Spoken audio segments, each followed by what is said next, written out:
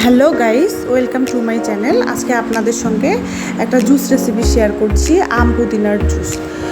প্রথমে একটা মিক্সচার জারের মধ্যে কাঁচা আমগুলো দিয়ে দিতে হবে।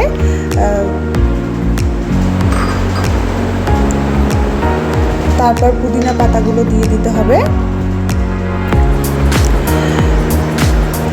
সঙ্গে চিনি দিয়ে দিতে হবে,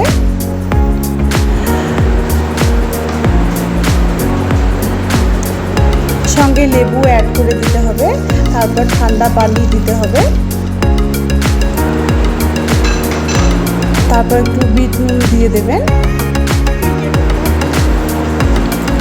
তারপর মিক্সচার জারের মধ্যে ভালো করে এটাকে পেস্ট করে নিতে হবে।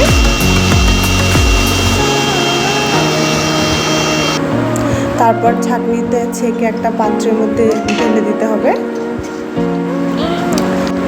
এবার জল জিরা অ্যাড করে দিয়ে রেডি করে নিতে হবে।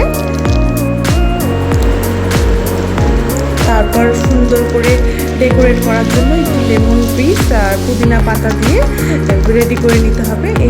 এইভাবে আপনারাও বাড়িতে বানিয়ে খেয়ে দেখবেন, ভালো লাগবে। Thank you for watching.